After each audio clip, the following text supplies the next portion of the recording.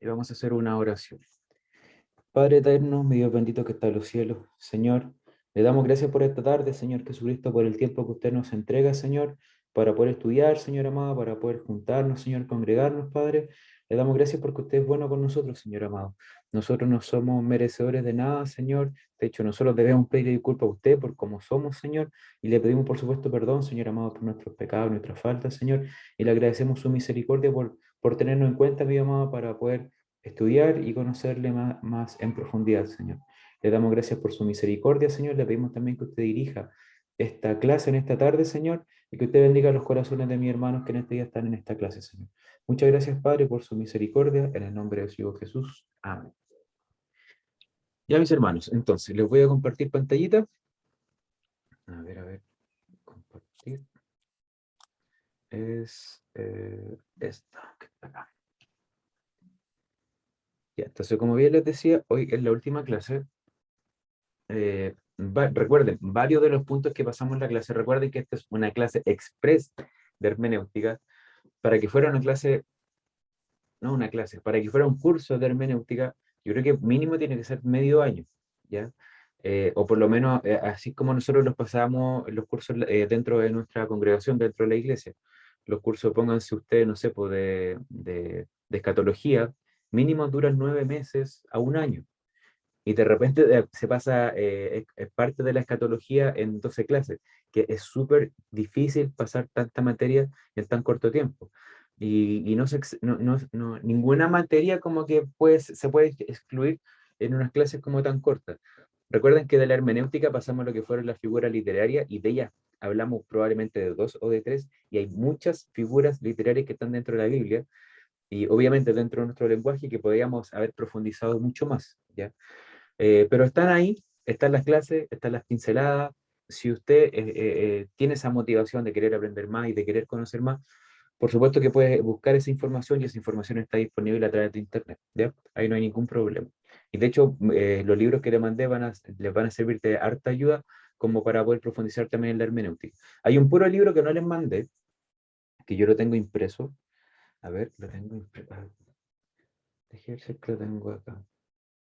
Que yo un libro que era de hermenéutica, tengo un libro que es de hermenéutica también, pero ese libro precisamente de hermenéutica es mucho más cuadrado para enseñar la hermenéutica, pero también es bueno, porque es como más estructurado, ¿ya? Al momento yo como de formular lo que pueda llegar a ser como la tarea que hay que realizar. Bueno, lo voy a buscar después del último, más que nada como para que empecemos con la clase. Ya. Entonces, ¿qué es lo que vamos a ver el día de hoy? Vamos a ver lo que es la interpretación y la aplicación, ¿ya? La semana pasada vimos algunas pinceladas de eso, pero ahora vamos a profundizar un poquito más de qué es realmente lo que es la interpretación y qué queremos decir con la aplicación. Vamos a ver varios ejemplos también de cómo aplicar una correcta interpretación y una correcta aplicación también a nuestras vidas, y cómo se aplica también el significado, o cómo se aplica la aplicación, ¿ya? Valga la redundancia.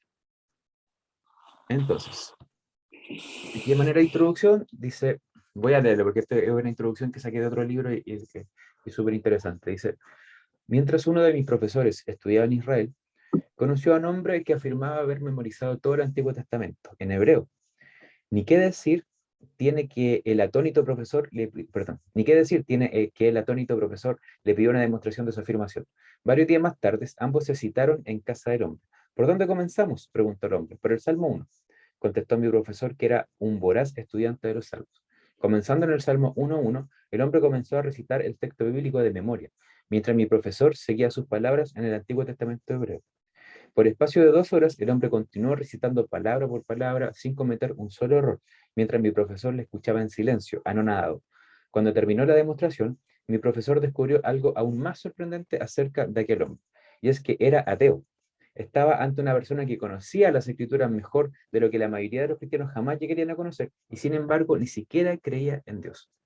Este hombre conocía sin duda la Biblia, en hebreo, nada menos, y sin embargo realmente no entendía la palabra de Dios. Captar realmente la palabra de Dios significa que no solo entendemos su significado, sino que damos también el paso final y lo aplicamos a nuestras vidas. Jesús dijo sin rodeos: el que tiene mi mandamiento y los guarda, ese es el que me ama. Juan 14:21. Aquí está expresado en pocas palabras. Que Juan 14:21 es esto. Si yo tengo palabra y la obedezco, es porque realmente se traduce en amor hacia Dios, ¿ya? Aquel hombre tenía, ¿cierto? Tenía todo a lo mejor la Biblia en hebreo, se la sabía por completo, pero si no obedecía, realmente no conocía a Dios y no podía, por supuesto, amar a Dios. Yo creo que los que estamos aquí, no es que nos consideremos, sino que yo creo que realmente hemos conocido al Señor.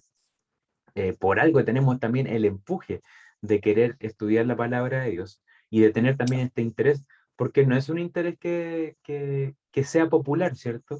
El estudiar de la palabra del Señor no es un interés que a lo mejor yo, como les decía la otra vez, con esto yo no voy a ganar un mejor sueldo, con esto, de hecho, con esto yo me hago menos amigos, porque nadie a lo mejor del círculo de amigos que tenía en el mundo, o del círculo que puedo yo tener a lo mejor con mis compañeros de trabajo, van a tener interés a lo mejor de saber en profundidad esto que nosotros aprendemos en estas clases. O sea, es algo que nos compete a nosotros porque realmente somos cristianos. Entonces, podemos investigar el contexto, analizar palabras e incluso memorizar capítulos enteros, pero a no ser que pongamos, déjeme aceptar a la hermana Cristina.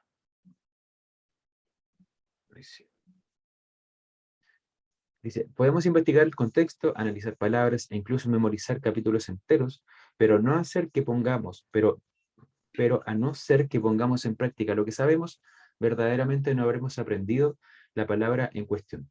El mero conocimiento no basta, este ha de llevarnos a la acción.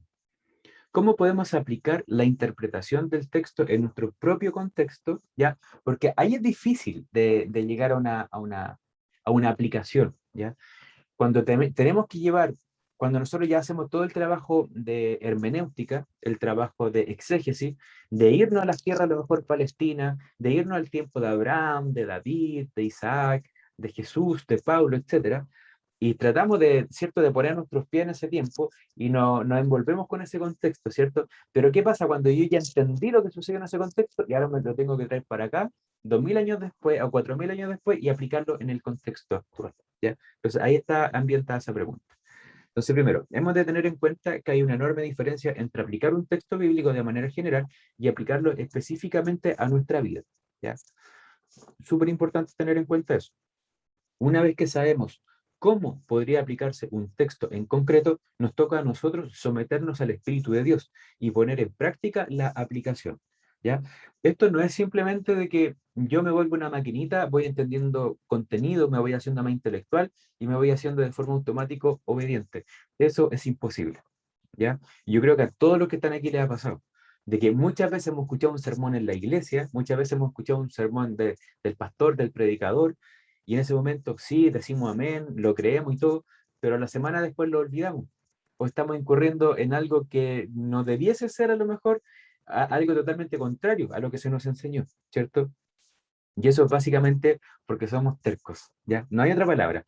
No nos sometemos de lleno al Espíritu Santo de Dios para poner en práctica la aplicación de lo que aprendí o de lo que escuché, ¿ya? Es solamente eso. No es que yo sea falta de entendimiento, no es que a lo mejor me cueste aquí o allá, sino que simplemente es falta de sometimiento, ¿ya? El Señor, uno de los requisitos que nos pide a nosotros es someternos a lo que Él nos diga, ¿cierto? Por algo que cuando nosotros, entre comillas, también la aceptamos, fue no solamente como Salvador, sino que también fue como Señor, ¿cierto? Y eso le pasa obviamente a usted, me pasa a mí, nos pasa todos los días, que fallamos y fallamos y fallamos. ¿Fallamos por qué? Porque nos damos cuenta día a día de que esta carne no puede llevar el control de una vida espiritual, ¿ya? Sino que es al revés, es nuestra vida espiritual el que tiene que llevar a control nuestra carne, ¿ya? Entonces, conocer el principio teológico y su aplicación no es lo mismo que aplicarlo, de hecho, a tu vida, ¿ya? La aplicación en sí hemos de llevarla a cabo sometiéndonos al Espíritu Santo, dependiendo del poder de la oración y recibiendo ayuda de otros cristianos, ¿ya? Esto no es un caballito solito ahí, usted va adelante y va tratando de caminar solo porque es el mejor cristiano, porque los demás son todos pecadores. No, esto conlleva una vida, por supuesto, en una comunión vertical, una comunión con Dios, una comunión con el Espíritu Santo, una comunión con Jesucristo. Se alimenta, por supuesto, orando, teniendo comunión también mediante la oración con el Señor, y también, y aquí cuando dice, y recibiendo la ayuda de otros cristianos, es que por supuesto debemos escuchar a otros predicadores, debemos congregarnos continuamente, ¿ya? Porque hay hermanos que piensan de que no es necesario congregarse, de que no es necesario a lo mejor estar reunidos como hermanos, ahora más con la tecnología, que algunos necesitan reunirse y otros se acomodaron en su sitio cómodo de su hogar y creen que ya no es tan necesario congregarse, pero sí es necesario verse, sí es necesario darse la mano, sí es necesario preguntar de corazón cómo estás. Entonces, hay varias cosas y es necesario, por supuesto, ir a la iglesia y escuchar de primera fuente, ahí ojalá en una banca, sentado, el sermón, ¿ya? Porque aquel sermón no es simplemente el predicador o un amigo mío hablando delante del púlpito, sino que es palabra de Dios, usando a aquel hombre que puede ser mi amigo, ¿ya? Entonces, Dios quiere, sin duda, que conozcamos los principios bíblicos y las aplicaciones válidas. Sin embargo, su meta última, al comunicarse con nosotros, es transformar nuestros pensamientos y manera de actuar para que seamos conformados a la imagen de su Hijo Jesucristo, ¿ya? Esto es importante, transformar nuestros pensamientos. De hecho, eso es bíblico. Entonces, ¿cuál es la diferenciación entre interpretación y aplicación? La interpretación existe solamente una, ¿ya? La interpretación siempre es una. No hay distintas aplicaciones, perdón, distintas interpretaciones. Existe solamente una y está relacionado con lo que el autor quiso comunicar en su tiempo, ¿ya? Esa es la interpretación de ese tiempo y no se puede tergiversar ni por los siglos, ni por los años, ni por el lector, que fue lo que vimos en las clases pasadas. ¿Y cuál es la aplicación? La aplicación, existen muchas, ¿ya? Y alude a nuestra respuesta a la interpretación del texto inspirado, ¿ya? Si bien es cierto que hay varias aplicaciones, yo tampoco me puedo volver alegórico en las aplicaciones de mi vida, porque al final, ¿qué es lo que busca una interpretación correcta? También una aplicación correcta para mi vida, según la interpretación. Y ahí vamos a ir viendo cómo se hace eso. Recuerden, esta era la pregunta que no había que hacer. ¿Qué significa este pasaje para mí? Recuerden que si hubiese un grupito de cristianos haciéndose toda esta pregunta, ahí ganaría el más creativo, ¿no? Pero no realmente el que a lo mejor es más espiritual o el que hace un correcto trabajo hermenéutico. La pregunta tiene que ser, ¿qué significa este pasaje y cómo he de aplicarlo a mi vida? Entonces, asegurémonos que entendemos bien la diferencia de interpretación y aplicación. Paso 1. Primero, entender el texto en su contexto. ¿Qué significó el texto para los receptores bíblicos, ya, de ese tiempo? Primero, entender el texto en su contexto. Eso es muy importante para entender una buena interpretación. Paso 2. Medir la anchura del río o separación que hay que cruzar. ¿Cuáles son las diferencias entre los receptores bíblicos y nosotros? Recuerden, ahí hay diferencias filosóficas, diferencias geográficas, diferencias históricas, diferencias políticas, diferencias comunicacionales. Hay muchas diferencias y ahí hay que hacer esa medición. ¿Cuánto es que nos separa la sociedad o las personas de aquel tiempo conmigo mismo? ¿Ya? Y por eso que yo debo armarme de cómo debo armar este puente hermenéutico para poder entender un poquito mejor aquel contexto. Paso 3. Cruzar el puente de los principios. ¿Cuál o cuáles son los principios teológicos que encontramos en este texto?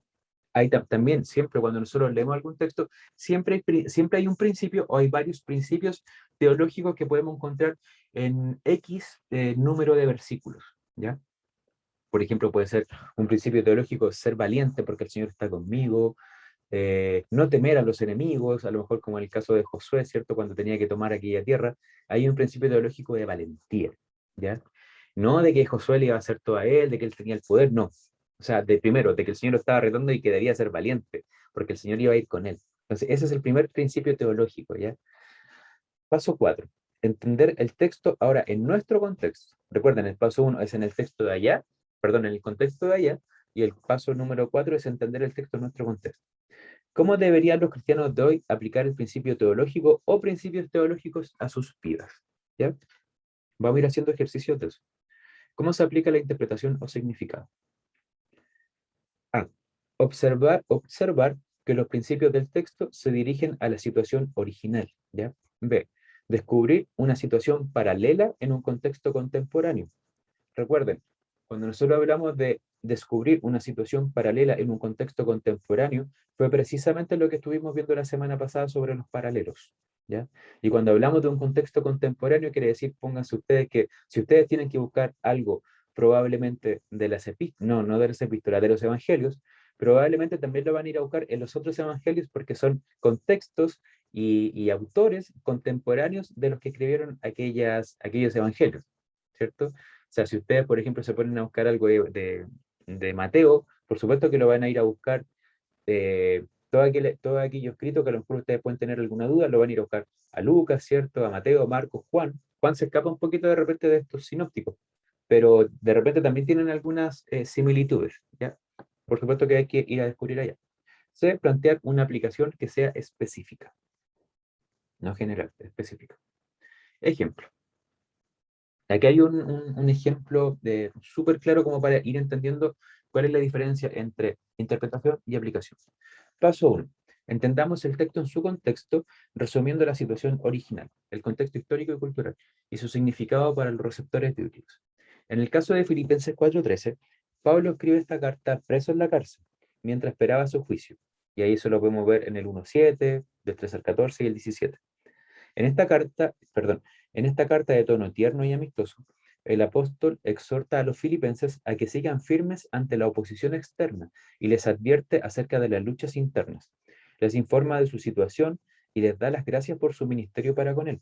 En Filipenses 4, del 10 al 13, Pablo reconoce la ayuda económica que los filipenses le han hecho llegar por medio de Epafrodito. Quiere también dejarles claro que aunque está muy agradecido por su ofrenda de amor, su ministerio depende en última instancia de Cristo. Como parte de este paso, como parte de este paso, hemos de redactar una exposición de lo que el texto quería decir para los receptores bíblicos expresadas con verbos en pasado. A partir de esta exposición, en tiempo pasado es fácil expresar un principio teológico. En este pasaje en concreto, Pablo les dice a los filipenses que había aprendido a contentarse en una serie de difíciles circunstancias por medio de Cristo que le fortalecía. ¿Ya? Ese es el principio teológico. O sea, Pablo les dice, el Señor me fortalece a pesar de todas las cosas contrarias que tengo que estar viviendo, ¿cierto? Preso, golpeado probablemente, con sed, con hambre, pero el Señor le fortalecía en esas circunstancias. Y esas circunstancias no fue porque Pablo quiso ir de forma voluntaria a que lo tomaran preso, sino que fue porque precisamente estaba haciendo la obra del Señor, ¿ya? Amor que...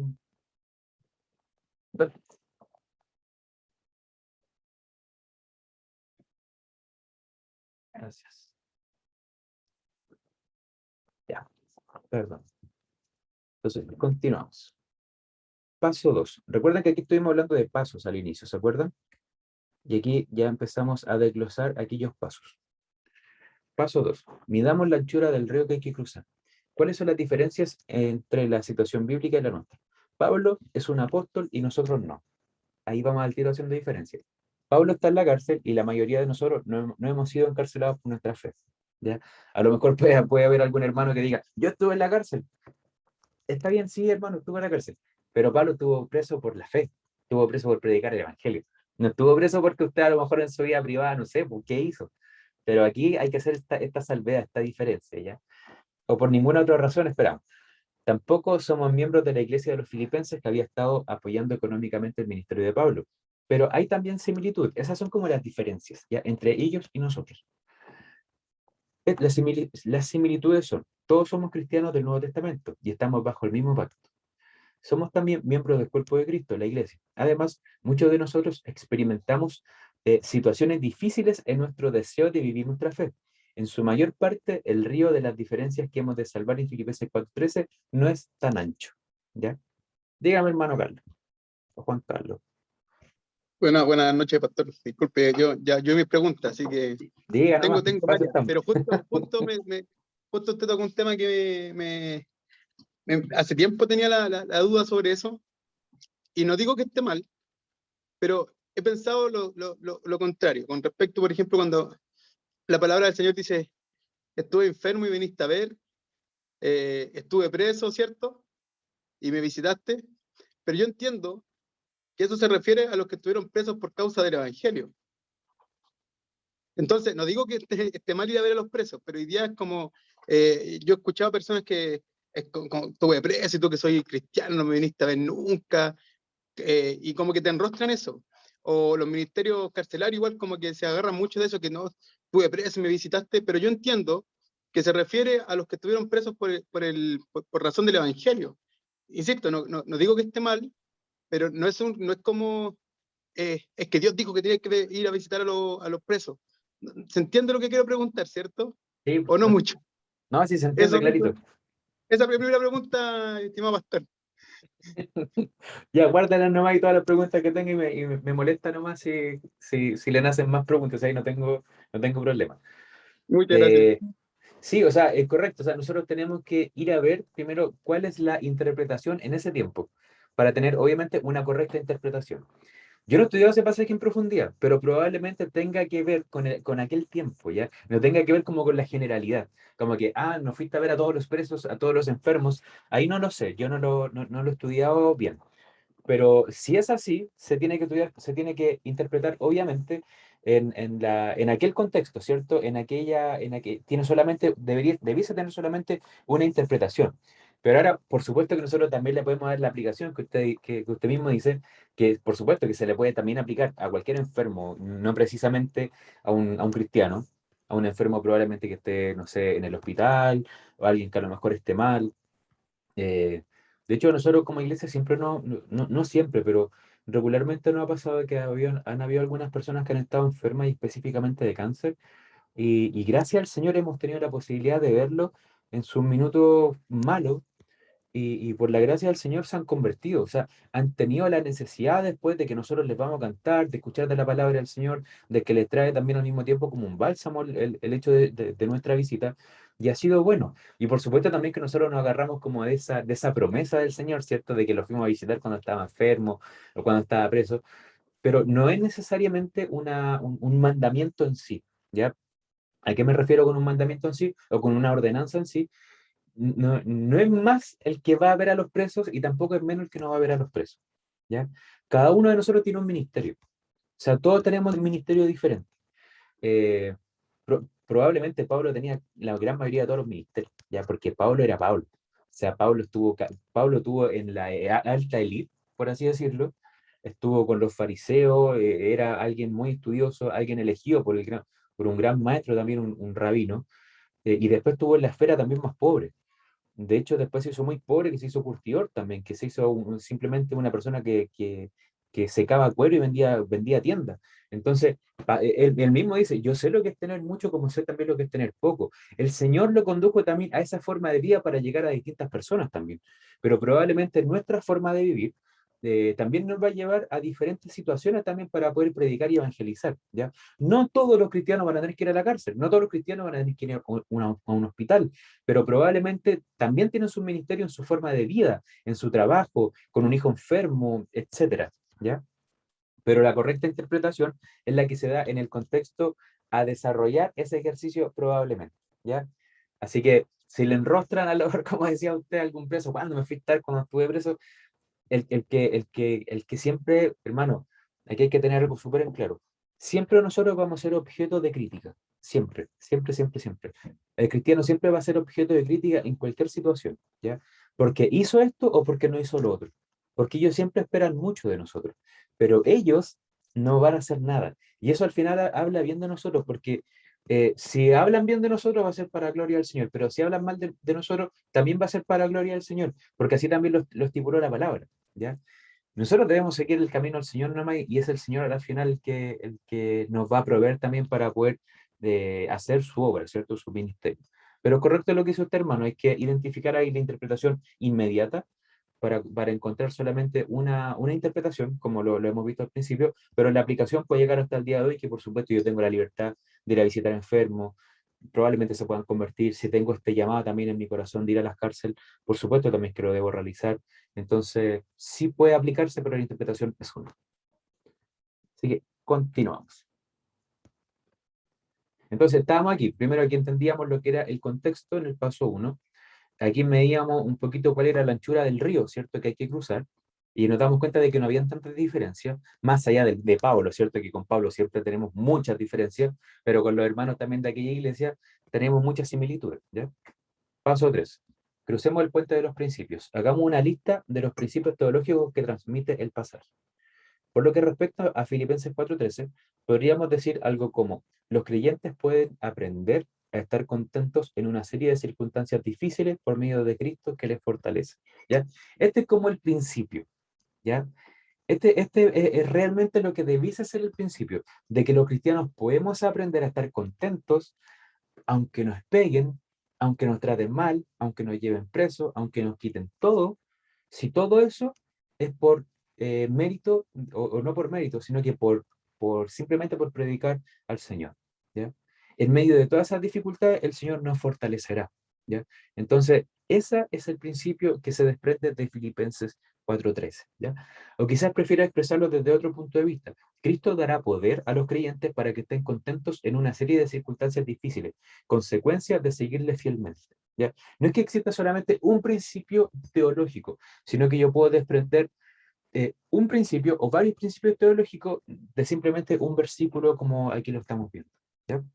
Recuerda que esto lo podemos identificar viendo el paso 1 y el paso 2. ¿Ya? Si no nos detuvimos a leer bien cuál era el contexto de Pablo, no entenderíamos de que Pablo estaba preso, de que Pablo estaba esperando su juicio, de que Pablo aquí estaba hablando en un tono tierno y amoroso, ¿cierto? Y amistoso. No nos daríamos cuenta de que aquí Pablo al final también le sacaban la mugre. Entonces, hay que entender el contexto como para poder sacar el principio teológico. Paso 4, entendamos el texto en nuestro contexto. ¿Cómo deberían los cristianos de hoy aplicar los principios teológicos en sus vidas? Este paso consta de varios subpasos. ¿Ya? Primero, A. Observemos el modo en que los principios del texto se dirigen a la situación de los receptores. Hemos de analizar cuidadosamente el modo en que el principio bíblico se dirige a la situación histórica y cultural. Cuando el principio que se expresa en Filipenses 4:13 converge con la situación histórica y cultural, surgen varios elementos clave. Elemento 1, se trata de un cristiano, Pablo. Elemento 2, es un cristiano que está experimentando una serie de circunstancias como consecuencia de su fiel seguimiento de Cristo. ¿Ya? Pablo está en la cárcel por su servicio al Señor. Y elemento 3, Cristo dará fortaleza al cristiano para soportar cualquier circunstancia. ¿Ya? Esos principios son súper importantes. Con los elementos clave en mente, estamos preparados para conectar nuestro mundo y aplicar a nuestras vidas el sentido del texto.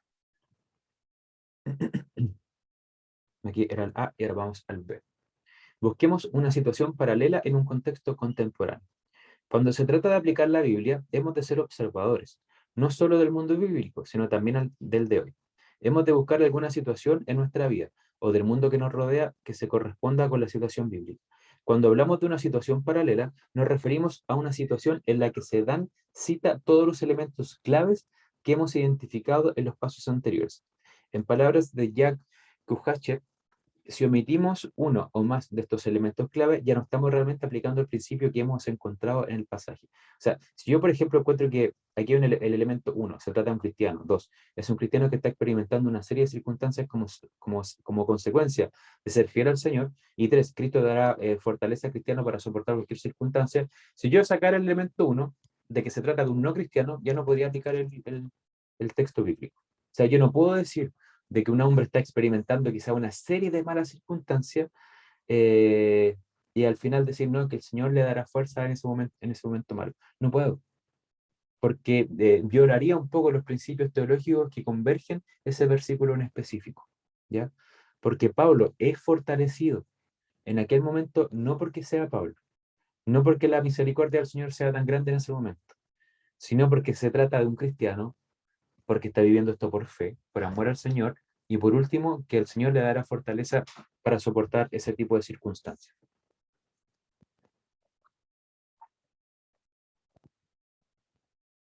Espérame un minutito. Eso. Entonces, aquí vamos a ver un ejemplo de una situación paralela, ¿ya? Eh, Son 3 ejemplos los que vamos a mostrar acá, ¿ya? El ejemplo 1. Dice, las palabras de Filipenses 4:13 se han convertido en un lema popular entre los atletas cristianos norteamericanos, hasta el punto de que recientemente un conocido boxeador exhibió este versículo en su indumentaria. No hay duda de que la expresión "todo lo puedo" motivaba al boxeador a derrotar a su oponente, o al menos a darlo todo en el empeño. ¿Ya? O sea, típico. tenemos a lo mejor un versículo que a lo mejor nos representa o suena bonito, todo lo puedo en Cristo que me fortalece, y me lo pongo en una polera, me lo pongo en un gorro, o en este caso en un boxeador, ¿ya? Entonces, dando por sentado que tanto Pablo como el boxeador son cristianos, se cumple el elemento 1, y que ambos buscaban su fortaleza en Cristo, se cumple el elemento 3, aún así nos falta al menos un elemento clave en la intersección entre la situación original y el texto, el elemento 2. Pablo y el boxeador en cuestión tienen concepciones radicalmente distintas de la expresión todo lo puedo. Una detenida mirada al contexto literario de Filipenses 4:13 pone de relieve que la palabra todo se refiere a una serie de circunstancias difíciles. En este momento de su vida, Pablo está experimentando una difícil situación de necesidad. Cuando Pablo dice que lo puede todo, está haciendo referencia a contentarse con su situación o a perseverar más que a triunfar. Existe una enorme diferencia entre las pruebas de la competición atlética y la que supone ser encarcelado por tu fe. ¿Ya? Entonces, ahí es difícil aplicar ese versículo bíblico de manera correcta en el contexto actual del boxeador, ¿ya? ¿Por qué? Porque el boxeador no fue a boxear para exaltar a Cristo, ¿ya? No fue por su fe a boxear, ¿ya? No así Pablo. Pablo fue puesto preso por predicar la palabra del Señor. El boxeador no fue puesto en el ring por predicar la palabra del Señor, ¿ya? Entonces, aquel elemento para hacer como correcta, para aplicarla correctamente a nuestra vida, está mal aplicado a la vida del boxeador, ¿ya? Preguntas. Y aquí nacen este tipo de preguntas. Por ejemplo, ¿cómo puede afectar esta aplicación errónea a la fe de un boxeador que es derrotado? ¿Qué pasa si es derrotado este boxeador y se tomó de este pasaje? ¿Se verá afectado quizás su vida espiritual? ¿Acaso este boxeador no podría, de hecho, aplicarse este versículo de un modo más apropiado después de sufrir una importante derrota? ¿Qué se supone que debería hacer Dios si este boxeador tuviera que enfrentarse a otro boxeador cristiano que también reclamara para sí la promesa de Filipenses 4:13? ¿Qué pasa si estos dos boxeadores son cristianos y los dos se le ocurrió una brillante idea de que los dos tengan la misma polera, de que todo lo puedo en Cristo que me fortalece, y si uno de los dos pierde? Se dan casos distintos, ¿ya? Aquí vamos a ver otro ejemplo. Ahí vimos el ejemplo del boxeador, que no se aplican los tres elementos, y ahora vamos a ir a un ejemplo 2, ¿ya? Dice: eres un estudiante cristiano que atraviesa un periodo de estrechez económicas. Cuando vivías en casa de tus padres, tenías todas tus necesidades cubiertas, pero las circunstancias cambiaron cuando respondiste al llamamiento de Dios para prepararte para el ministerio. Puesto que la situación económica de tus padres no es muy buena, tienes que costearte los estudios por tus propios medios. Te cuesta llegar a final de mes. La larga jornada laboral te obliga a dormir poco y en las clases de la mañana estás que te caes de sueño. Crees que Dios te ha llamado a prepararte estudiando en un seminario, pero la realidad diaria resulta muy difícil. Casi siempre estás cansado y esta situación parece afectar hasta tu vida espiritual. A pesar de ello, estás confiado en que Cristo te dará la fuerza para seguir adelante. Voy a ver si es que aquí lo noté. Ya. Y ahora, aquí todavía no vamos a desglosar si es que se cumplen los tres elementos, ¿ya? Ahora vamos a ir al ejemplo 3. Hay un ejemplo 3 que dice: eres una mujer joven que acaba de quedarse sola con sus dos hijos pequeños porque tu marido, que no es cristiano, te ha abandonado recientemente. La razón de su abandono es esencialmente tu compromiso con Cristo. De repente, tus hijos se encuentran sin un padre y los ves sufrir por ello. Te invade una sensación de fracaso personal y sientes la presión añadida de los comentarios que la gente hace respecto a tu situación. Has de hacer frente a cargas económicas abrumadoras y te preguntas cómo podrás sobrevivir con tu trabajo a media jornada. A pesar de que la vida parece hundirse a tu alrededor, Dios te ha dado paz inquebrantable. Sabes que Jesucristo está contigo, que Él conoce tu situación y que proveerá para todas tus necesidades. En estos dos últimos escenarios están presentes todos los elementos. Clave 1, se trata de una persona cristiana. 2, están experimentando tiempos difíciles o circunstancias difíciles por causa de su compromiso con Cristo. El primero, porque sintió el llamado del Señor, ¿cierto? Y a pesar de estar viviendo una estrechez económica, sigue con el compromiso de querer cumplir con el llamamiento del Señor, al igual que aquella mujer. Su esposo lo abandonó porque no era cristiano y ella, por su fe en Cristo, continúa con Cristo antes de continuar con su esposo. Y 3, y que confía en que Él le dará fuerzas para perseverar. Entonces, en estos dos casos últimos, se cumplen aquellos tres elementos que Pablo estuvo viviendo en su vida. Ahí se aplica correctamente el versículo bíblico en esa vida y por supuesto que será efectivo aquella promesa que el Señor le dará fuerzas, estará con ellos en tiempo de dificultad, ¿ya? Entonces, cuando identificamos situaciones contemporáneas paralelas, podemos tener la seguridad de que estamos aplicando realmente el significado del texto bíblico y no uno de nuestra invención. El paso siguiente es ser más específico incluso con nuestra aplicación. Diga, hermano Juan Carlos. Mire, el otro día, bueno, hace tiempo atrás, estaba estudiando el tema del Sermón del Monte. ¿Ya? Y bueno, me costó harto ahí, estuve con mi esposa, teníamos algunas diferencias, pero en la parte del bienaventurado, porque los que lloran, porque ellos tendrán consuelo, entendimos, nosotros con mi esposa, que bueno, el texto se supone que Mateo, por lo que entiendo, está dirigido al pueblo de Israel, como un libro más, según lo que enseñó el profesor Jerónimo, algo así, el pastor Jerónimo. Entonces, bienaventurados los que lloran, se refería a cuando el pueblo de Israel lloraba porque se daba cuenta de que sin Dios finalmente no podían conseguir nada. Que eran como, que ese era su llanto, un llanto de dolor por darse cuenta que finalmente, por haberse soltado la mano del Señor, habían caído en todo lo que habían caído. Entonces, por ejemplo, en nuestro caso ahora, cuando lloramos porque en realidad entendemos que no podemos hacer nada para ser salvos, sino por la gracia de Jesucristo.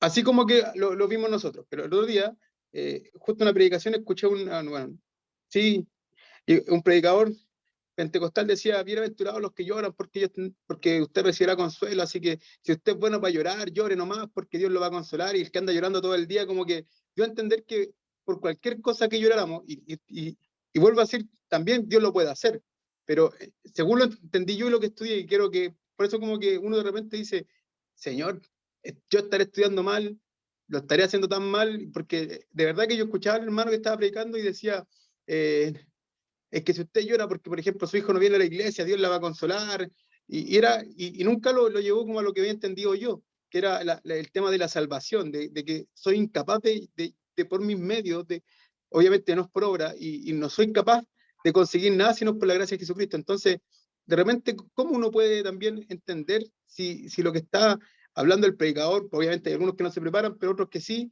y si es totalmente distinto a lo que estudié yo, ¿cómo uno puede llegar a saber bien? Hay varias preguntas en lo que pregunté, pero quería explicar eso. Y mire, yo ¿cómo se llama? La interpretación que podría hacer, póngase usted, de la bienaventuranza o del sermón del monte, eh, lo llevo más que nada como un carácter general, ¿ya? No un carácter tan específico, ¿ya? Porque, por ejemplo, nosotros podemos estar leyendo el sermón del monte y empieza y dice: viendo la multitud, subió al monte y sentándose vinieron a él sus discípulos, y abriendo su boca les enseñaba diciendo: bienaventurados los pobres en espíritu, porque de ellos es el reino de los cielos. Bienaventurados los que lloran, porque ellos recibirán consolación. Bienaventurados los mansos, porque ellos recibirán la tierra por heredad. Bienaventurados los que tienen hambre y sed de justicia, porque ellos serán saciados. Y así sigo, obviamente, con las bienaventuranzas, pero ahí hay una serie de promesas también que entendían claramente el pueblo de Israel, ¿ya? El pueblo de Israel, recuerden que el pueblo de Israel esperaba el reino, esperaba al Mesías reinante y triunfante, no esperaba a alguien que iba a morir, no esperaba a esta oveja, ¿cierto? A este señor que venía manso y humilde, ellos esperaban un rey que conquistara. Entonces, lo primero que le habla de la bienaventuranza les dice: porque de ellos es el reino de los cielos. Entonces, sí, primero que todo les habla, por supuesto, al pueblo de Israel en ese mismo momento, en ese mismo instante, pero también hablan de la categoría de una persona que realmente cree en Dios, ¿ya? Más allá de que ellos lloraran simplemente por el pueblo de Israel o que lloraran a lo mejor por la situación que ellos les tocaba vivir. Aquí el Señor está hablando sobre el carácter de una persona, está hablando sobre el carácter de una persona cristiana que vive en esta tierra de paso y que no se sienta a gusto también de la vida que está viviendo. No es que el Señor nos va, no es que como el predicador que usted decía, que a lo mejor ya que hay que llorar nomás y hay que llorar más todavía porque el Señor nos va a consolar. No, o sea, muchas veces las lágrimas no tienen que ver también con nuestro verdadero convertimiento o con nuestra verdadera conversión o con nuestra verdadera vida cristiana.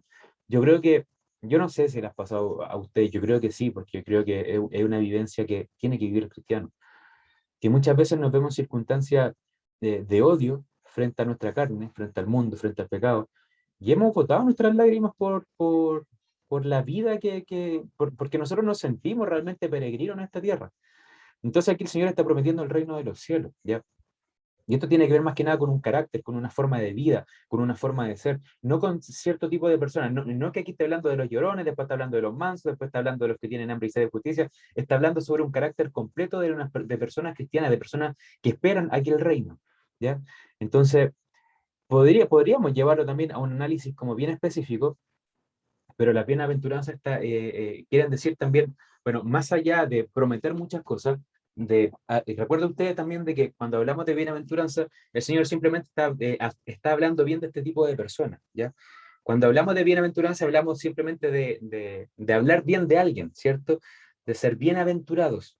Entonces, habla bien de una persona que sufre por este tipo de cosas, pero por la causa del Señor. La gran mayoría de ellas están conectadas, por supuesto, de alguien que ama al Señor. Los que tienen hambre y sed de justicia no está hablando de los que fueron de los que fueron a marchar el 18 de octubre, ¿cierto? Por las pensiones, ese tipo de cosas. No está hablando de eso, no está hablando de un tono general. Está hablando específicamente de personas que aman al Señor, ¿ya? Y no está hablando tampoco sobre el pueblo de Israel que estaba esperando un rey fuerte, porque hubo muchos de ellos que esperaban así al Mesías, al Señor, y de hecho lo esperaron estando bebés, ¿cierto? Eh, y ellos, por supuesto, que estarán en aquel reino de los cielos. Pero aquí el Señor está hablando de una forma de forma muy específica a un carácter, una forma de persona, a una forma de creyente. De hecho, cuando llegamos al 11 dice, bienaventurados son cuando por mi causa los vituperen, los persigan y digan toda clase de mal contra ustedes mintiendo. ¿Quién en el mundo va a ser vituperado si no es cristiano? O sea, está hablando de alguien cristiano. Esta es la forma de vida de un cristiano, ¿ya? Y aquí como que también nos pone la vara muy en alto. Aquí nos dice, eh, bienaventurados los de limpio corazón, porque ellos verán a Dios. O sea, eso por supuesto que nos llama a la santidad. Bienaventurados los pacificadores, porque ellos serán llamados hijos de Dios. Aquí, de forma como muy entre líneas, nos dice, si ustedes son alterados, deben ser pacíficos. O sea, nos empuja también a vivir pacíficamente, a vivir mansamente como vivió el Señor. O sea, yo no puedo justificarme de que siempre fui alterado, de que fui así, de que siempre fui así. No, las mismas bienaventuranzas nos empujan también a que nuestra forma de vida y que nuestra forma también de sobrellevar también nuestra vida cristiana sea en base a esta bienaventuranza. Y así, o sea, después cuando usted va viendo toda la bienaventuranza, quiere decir también cómo va a ser la forma de vivir también en aquel reino cuando el Señor venga a instaurarlo aquí en la tierra, ¿ya? En la forma de vida también que va a llevar el cristiano o las personas que van a ser salvos cuando el Señor esté reinando también sobre la tierra. Pero eso ya es tema escatológico y se acaba un poco de lo que podemos hablar, ¿ya? Pero hermano, importante, cuando nosotros estamos haciendo un estudio serio, no podemos hacerlo simplemente por lo que leemos de forma muy por encima.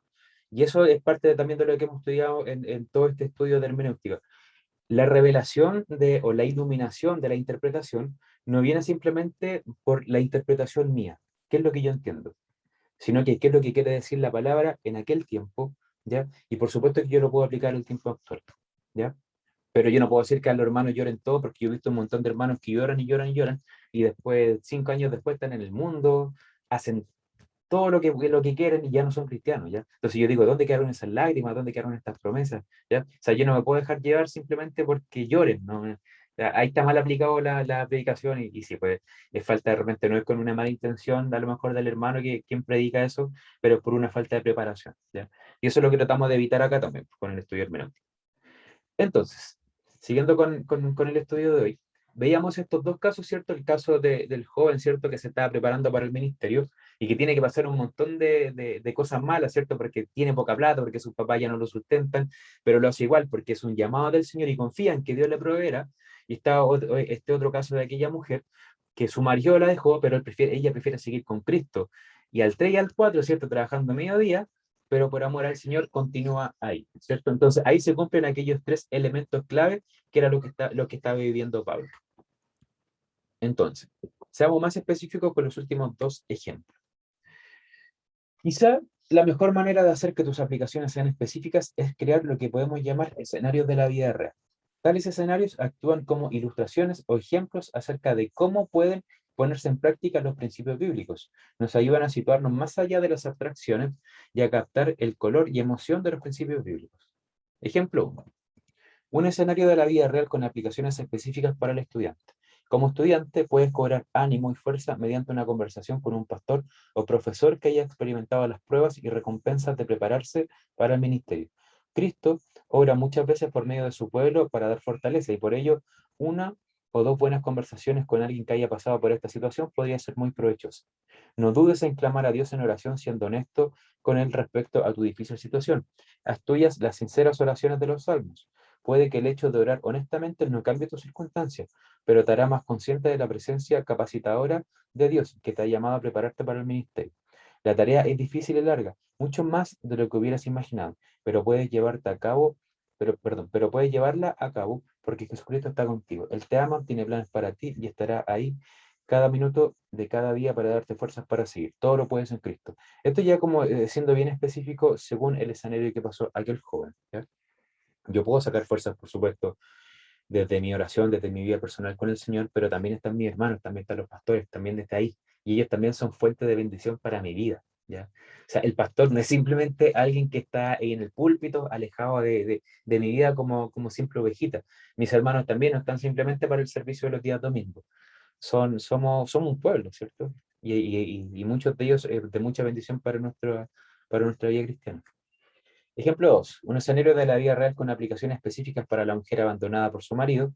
En tu situación, podrías hacer muchas de las mismas cosas que el estudiante.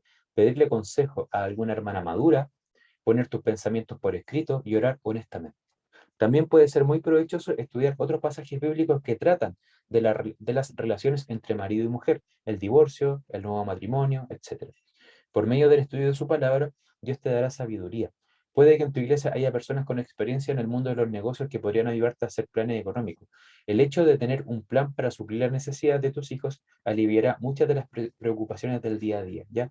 Si bien es cierto que todo lo puedo en Cristo que me fortalece es una promesa y Dios me fortalecerá, yo también debo moverme, ¿ya? También debo buscar ayuda de mis hermanos, también debo ver cuáles son las formas, ¿ya? Y en ese camino que yo voy caminando, el Señor, por supuesto, que va también sustentando mis pisadas, ¿ya? Y eso se da en la vida de cada uno de nosotros, ¿ya? Nosotros no podemos estar inertes en la casa esperando que venga un ángel y nos diga qué es lo que tenemos que hacer. Muchas veces somos nosotros los que tenemos que empezar a caminar y el Señor mismo también va proveyendo en este camino. Ejemplo 2. ¿Y qué acerca de tu marido? Porque también no lo podemos dejar de lado. Dice, a lo largo de toda esta prueba tú has sido una fiel esposa. Aquí seguimos hablándole como si le habláramos a aquella mujer, ¿ya? Tú has sido una fiel esposa, has estado orando constantemente para que tu marido le permitiera al Señor calmar su desasosegado espíritu, pero él tomó finalmente la decisión de irse. Él sabía que tu lealtad final era para con el Señor y que por encima de todo seguirías a Cristo antes que él. Si bien es cierto que su ausencia es más dolorosa de lo que te imaginabas, también lo es que has experimentado la gracia y la paz de Dios de manera que están más allá de toda explicación. Aunque la perspectiva de hacer frente sola a tu vida te causa pavor, realmente no estás sola. De una cosa estás ahora segura, tu Señor nunca te abandonará, nunca. Él siempre cumple sus promesas, todo lo puedes por medio de Cristo. Estos son simplemente como ejemplos que nosotros podríamos dar para una vida de otra persona o para nuestra propia vida.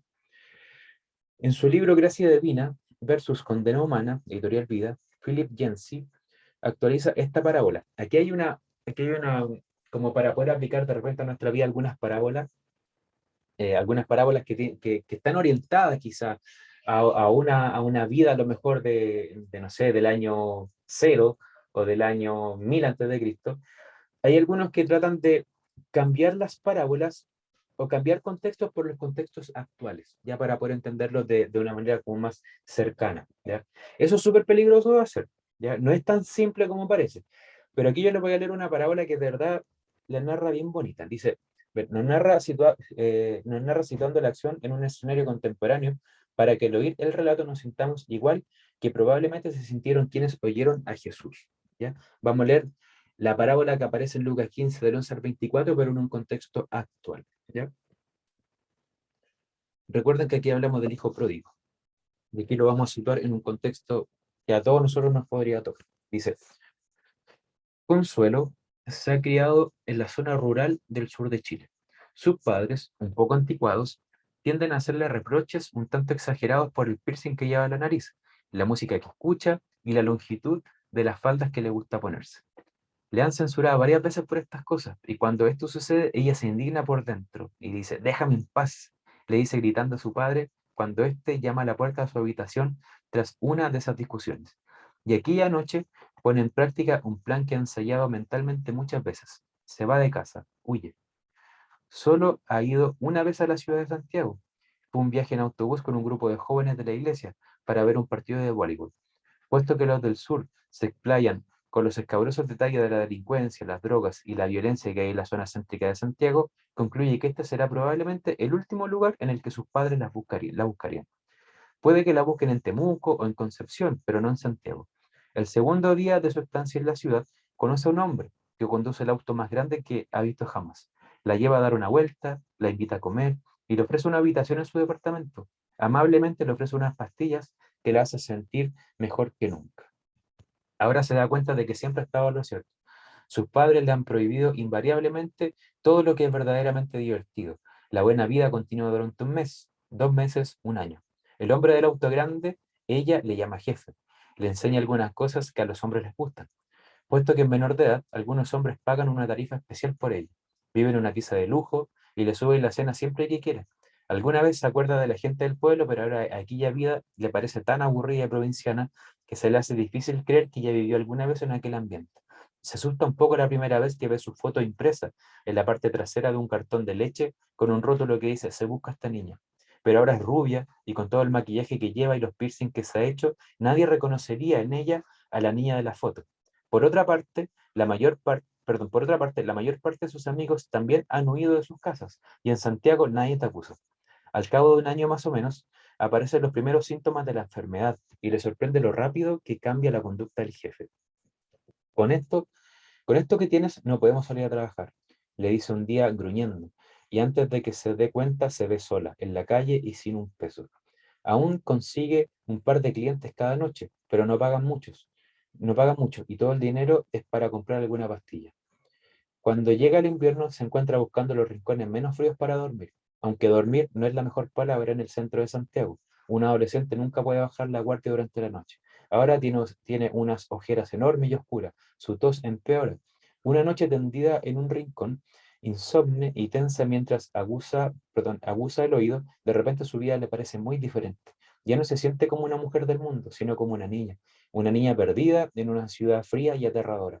Comienza a sollozar, no tiene ni un centímetro en el bolsillo y está muerta de hambre. Necesita un cambio. Estira las piernas y se entremece de frío bajo los periódicos con los que se ha cubierto. Algo produce una sinapsis en su memoria y una sola imagen llena nítida su mente. Es octubre en el sur de Chile.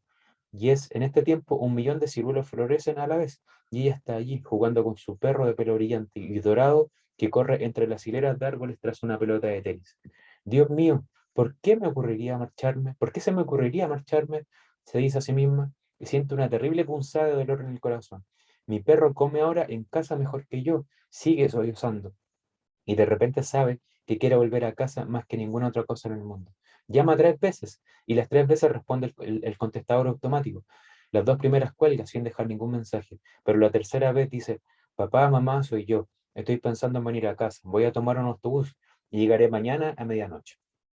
Si no están en la parada, lo entenderé y seguiré el viaje hasta Punta Arenas. El trayecto entre Santiago y Los Ángeles con sus correspondientes paradas dura 7 horas. En todo este tiempo le vienen a la mente los 1000 errores que ha cometido. ¿Qué sucederá si sus padres han salido del pueblo por alguna razón y no han escuchado el mensaje?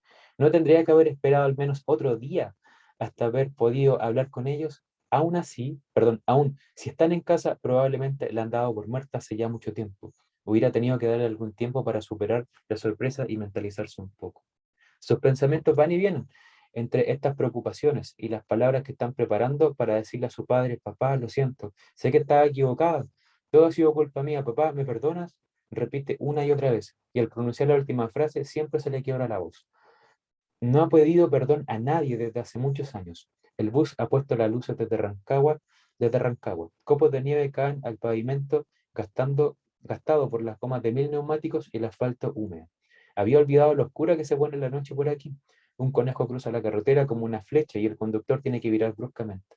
De vez en cuando va apareciendo alguna valla publicitaria y las señales que indican lo que queda para llegar a Los Ángeles. Oh Dios, cuando finalmente el bus llega a la estación, contoneándose con la maniobra y con el bufido hidráulico de los frenos, El conductor anuncia con voz grave: señores pasajeros, esta parada solo durará 15 minutos.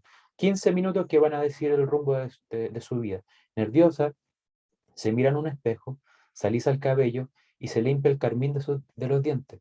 Mira las manchas de tabaco en los dedos y se pregunta si sus padres la notarán, si es que la están esperando. Camina hacia el terminal sin saber qué esperar. Ninguna de las 1000 escenas que han cruzado su mente en las últimas horas la preparan para lo que ve allí. Para lo que ve. Allí, entre los muros de hormigón y las sillas de plástico del terminal del pueblo, hay un grupo de unas 40 personas, hermanos, hermanas, tías, tíos, primos, y hasta una de sus abuelas y su única bisabuela están allí, apiñados y formando un grupo de rostros emocionados y sonrientes. Todos llevan gorros de papel de color, y en la pared ha puesto una enorme pancarta hecha con papel continuo que dice: bienvenida a casa. De entre el grupo surge su padre. Ella le mira entre las lágrimas que le asoman y comienza el discurso que ha memorizado. Papá, lo siento. Ya lo sé, le interrumpe él. Ahora no hay tiempo para esto. No es el momento de pedir disculpas. Llegaremos tarde a la fiesta. En casa te espera un banquete. Si se dan cuenta, esta es una representación, sé que bastante larga, de lo que es el hijo pródigo, pero es una representación de una niña, ¿cierto? De una niña que está cansada probablemente de su papá, de que le niegue un montón de cosas, ¿cierto? Y se va a vivir el mundo, se va a vivir la vida loca, ¿cierto? Llega un momento cuando ya no puede caer más bajo, y creo que muchas personas les pasa esto, y creo que todos nosotros nos sentimos representados en cierta manera a ¿cierto? Aquel joven que se vio en el mundo y se vio con mucha necesidad. Y la vida de esta niña es precisamente eso. Dejó todo, vivió una vida mal, y ya cuando no se vio con nada más que hacer, se le viene el recuerdo. Vuelve en sí. La palabra del Señor dice que el hijo pródigo vuelve en sí en un momento. Y se pone a pensar y dice: ¿por qué no he de volver a la casa de mi padre? Si allá hay muchas cosas, voy a volver como un trabajador, hasta los cerdos comen mejor allá, hasta los animales. Y ella también se acordó de su perro.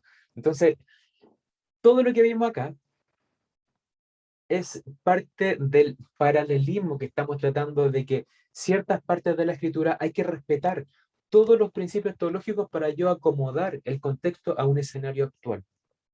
¿Ya?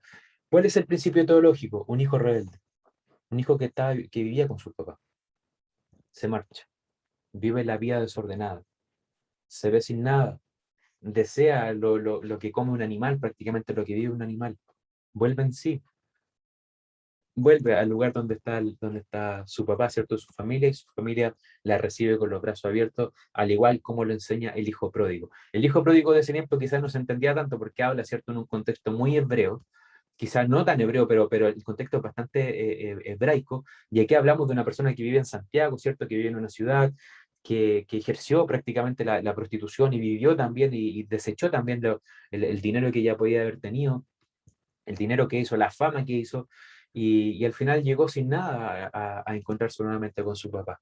Entonces, no sirve de repente generar escenarios, entre comillas, ficticios, o llevarlo también a nuestra vida para ver si algún versículo de los que a lo mejor yo estoy estudiando se puede aplicar correctamente a lo que yo pueda estar viviendo, ¿ya?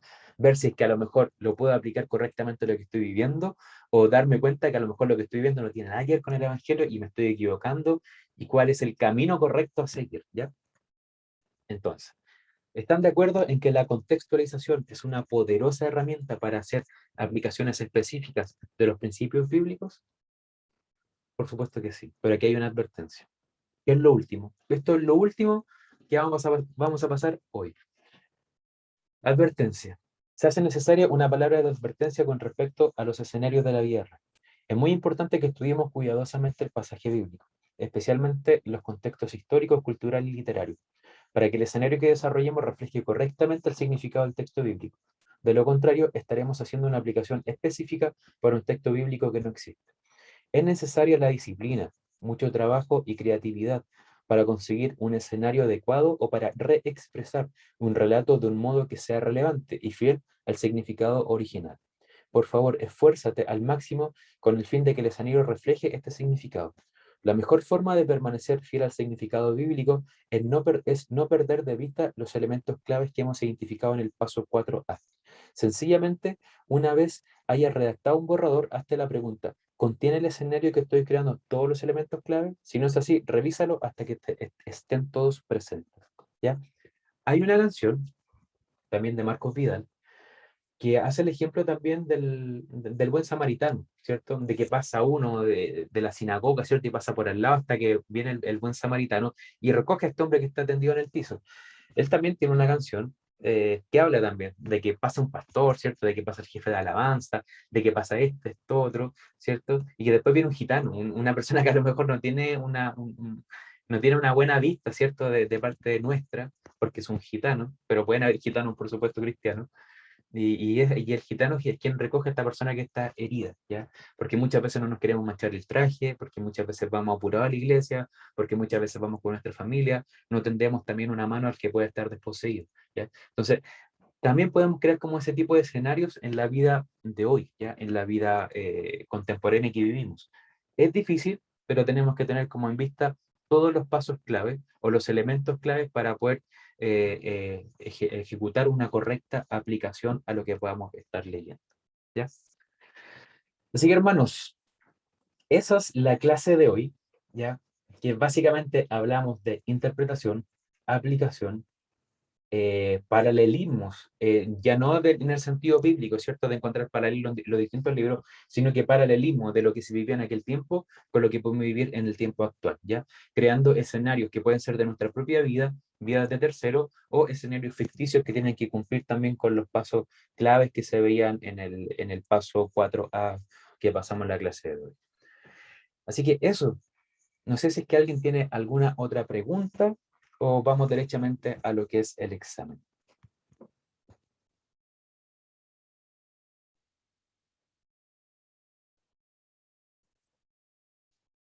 Profesor, Si no hay, ¿puedo la última pregunta? ¿Puedo? diga nomás, pues diga nomás. Sé que más preguntas, igual me da vergüenza. No, Mire, dele nomás. ya tiene que ver igual con el examen. Por ejemplo, ahí en Mateo, donde está el tema de cuando dicen que el reino de los cielos sufre violencia y los violentos lo arrebatan. Yo estaba buscando ahí en el Strong, ¿Ya?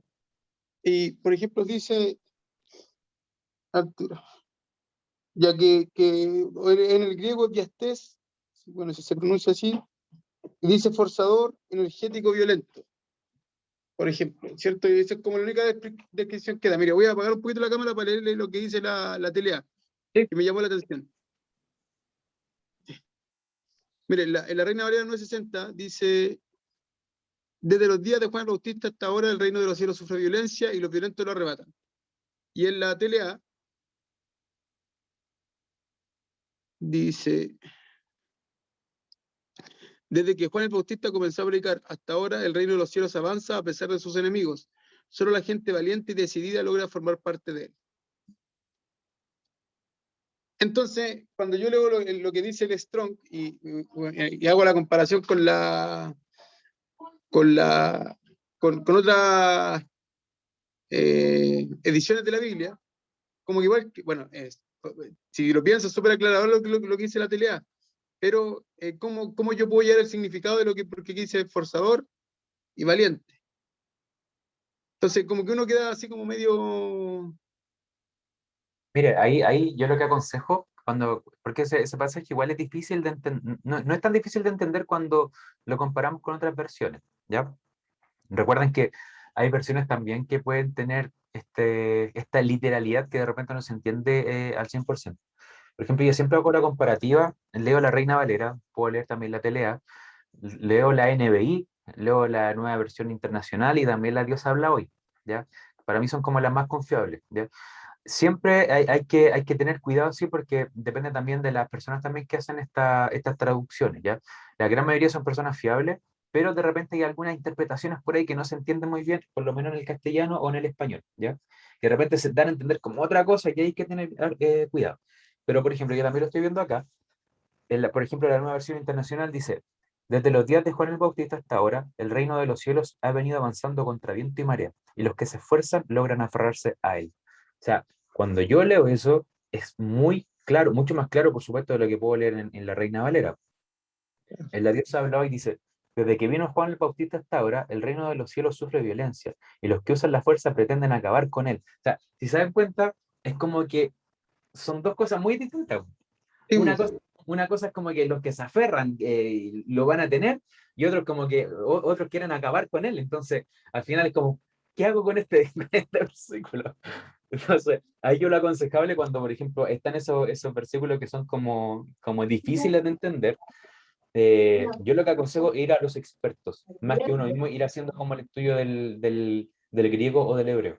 ¿Por qué? Porque nosotros podemos ir a la fuente, ¿ya? La fuente es confiable, porque voy a ir a la palabra en sí del Strong, pero de repente encontrar el significado ya no tiene que ver solamente con la palabra, sino que tiene que ver con el tiempo, si es que es una aoristo, ¿no? En qué tiempo está el verbo. Entonces ahí es más complicado. Entonces yo ahí, más que guiarme simplemente por mi estudio, iría como a los estudiosos que a mí me dan confianza sobre ese texto bíblico, ¿ya? Entonces, por ejemplo, yo iría a un Samuel Pérez Millo, iría a un Sugel Michelén, iría a alguien que tuviera como ya algún estudio o alguna Biblia o alguna teología sistemática que me ayude a entender un poquito más ese pasaje, más que hacer el estudio yo solo, porque ese texto en particular es difícil de interpretar, no es fácil. Y más cuando en la Biblia misma tenemos como estas diferencias de que como que no se pusieran de acuerdo. Claro. Así que yo le aconsejaría eso. De hecho, ahí no está solamente ese capítulo, no solo ese versículo es difícil de entender, hay ese y varios más. Y todos ellos yo prefiero tomarme también de gente ya más preparada y ver también cuál es la interpretación, es decir, que la interpretación de ellos también, obviamente ellos no son los iluminados, ¿ya? Eh, pero hay que ver bien cuál es la interpretación de cada uno de ellos y por qué se toman también de aquellas interpretaciones. Por ejemplo, no sé, pues, otra interpretación difícil es, por ejemplo, cuando Saúl va a visitar a la bruja, ¿cierto? De Endor, a la Sí. divina, y algunos dicen, ya, ¿ese era Samuel o no era Samuel? ¿Era un demonio? ¿Quién era? ¿Ya? Entonces, algunos dicen no, que era un demonio, de hecho, de los eruditos, y otros eruditos dicen que no, que fue Samuel, pero que esta fue una excepción que el Señor permitió en Mm. ese momento para que le hablara Samuel. Porque la palabra también dice de que lo que diga el profeta y se cumpla, eso vino de Jehová. Entonces, aquel hombre murió también al otro día. Y eso probablemente no lo iba a saber un demonio ni lo iba a saber el diablo. O sea, eso lo iba a saber precisamente alguien que venía con un mensaje del Señor. Entonces, ahí tenemos como esas diferencias, ¿ya? Son pasajes de los que nosotros podríamos denominar como pasajes oscuros. También se habla, por ejemplo, cuando ustedes ven a la resurrección del Señor, cuando el Señor se levanta entre los muertos, en algún pasaje por ahí parece que es en eso. También dice que se levantaron muertos en otras partes. Entonces yo digo, ¿qué muertos fueron esos que se levantaron? Y ahí me pongo como a divagar también en esas preguntas. Y de repente no hay revelación probablemente, o no hay la iluminación todavía como para poder llegar a entenderlo correctamente. Con el de la bruja de Endor, yo tengo una posición, pero tengo una posición porque me convencieron estos eruditos de su visión, ¿ya? Pero tampoco es un tema de que pierda la salvación por creer uno o lo otro, ¿ya? Claro. Entonces, pero yo creo que era Samuel, se las dejo ahí. Igual creo que lo estamos. Más que nada porque, sabe, porque Sugel lo dice, y también Miguel Núñez lo dice, y otros más también lo dicen. Entonces, y ellos dos son dignos de confianza para mí, así que eso. Igual sigo a Sugelia, a Miguel Núñez, entre otros. Tuve la conferencia de expositores. Ah, bueno. Sí, no, es que ellos exponen súper bien. Ahora tienen muchas diferencias, ¿cómo se llama? Escatológicas con nosotros, totalmente distintas. Sí. Escatológicas, no son para nada, ¿cómo se llama? Eh, Dispensacionalistas ni nada de eso. O sea, ellos vienen de la gracia y del pacto, pero en lo que tiene que ver como teología ya de base, pensamos exactamente lo mismo. Entonces, son de confianza. Ya, pues, son las 9:22. Y aquí la hermana Cecilia y la hermana María Teresa tenían dudas con respecto al estudio de las letritas, mejor dicho, de los números de Strong. ¿Están por ahí? Sí, aquí estoy yo, pastor, la María Teresa. Ya, mi hermano. Aquí estoy yo también. Ya, pues mire, veamos, hagamos un ejercicio. Les voy a Ya, pasar primero, les voy a compartir la pantalla con la tarea que hay que entregar ya como para finalizar el curso. ya. Déjenme buscarlo. Iglesia. No, ya, cótele ya. Sal.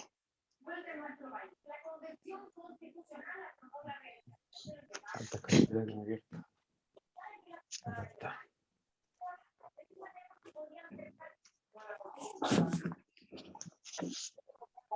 Bien.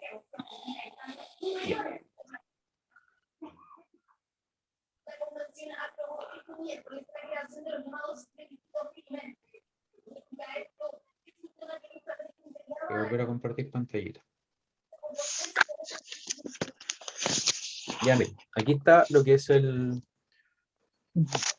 tarea que hay que realizar. Ya, yo aquí dejé como ejemplo, o sea, yo creo que vamos a tomar ¿cómo se llama? Este capítulo, que va a ser Marcos 11, ¿ya?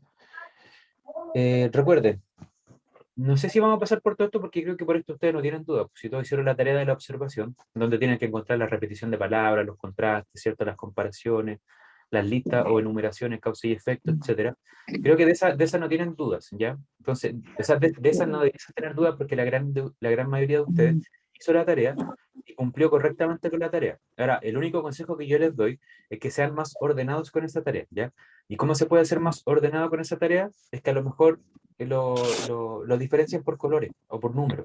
Que ustedes digan ya la repetición de palabras, yo le voy a poner el color amarillo y voy a encerrar en un círculo la repetición de esta palabra y después la voy a enumerar abajo. Entonces, es más que nada como para llevar un orden y que después el día de mañana no lo vean, digan, no entiendo nada de esta cuestión, sino que les sirva como de guía, ¿ya? Solo eso. Yo tengo una pregunta con Digan. ese ítem.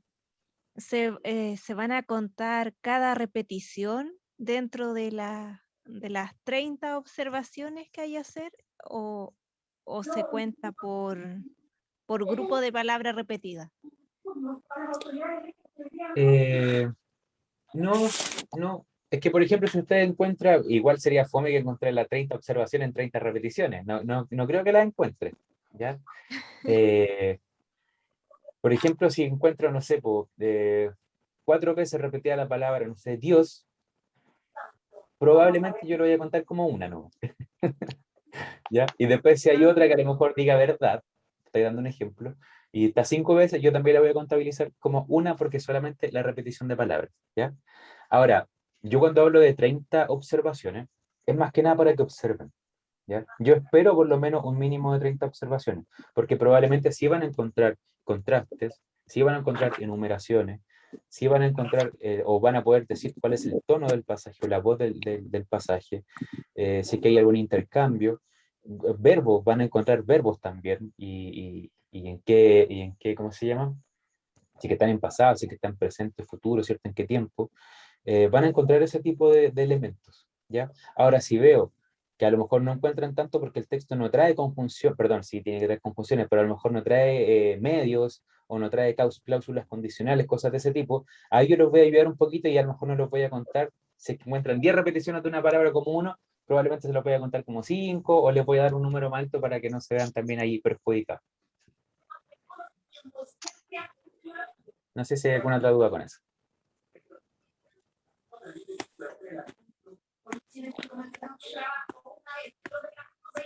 Parece que no. Ya.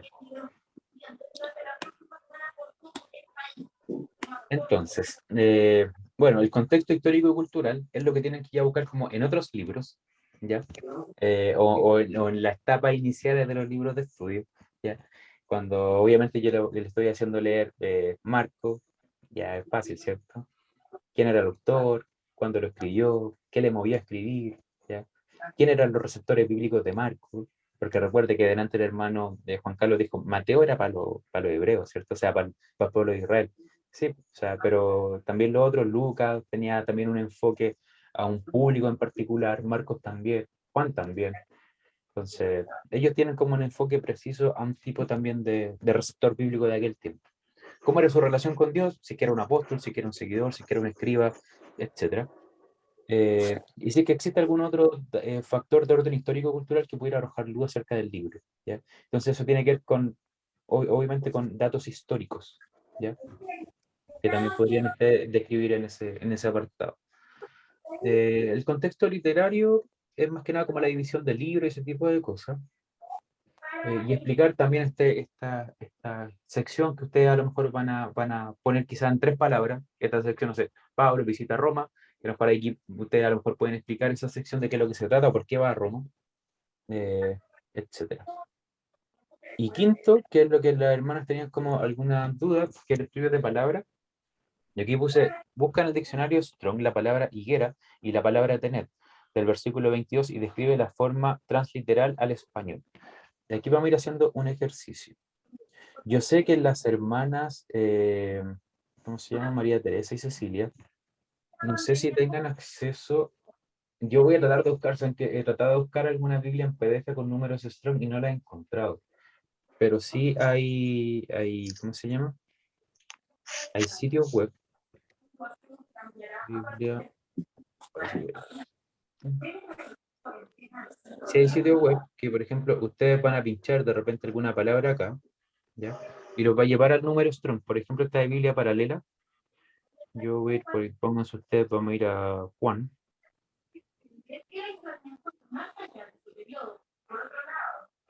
Y en Juan, usted aquí puede, si se dan cuenta con la manito, voy a ir acercando, se va poniendo como otro color.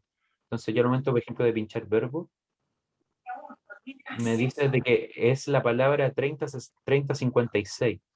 Y transliterada se escribe logos, ¿ya? Porque la palabra se escribe así en griego.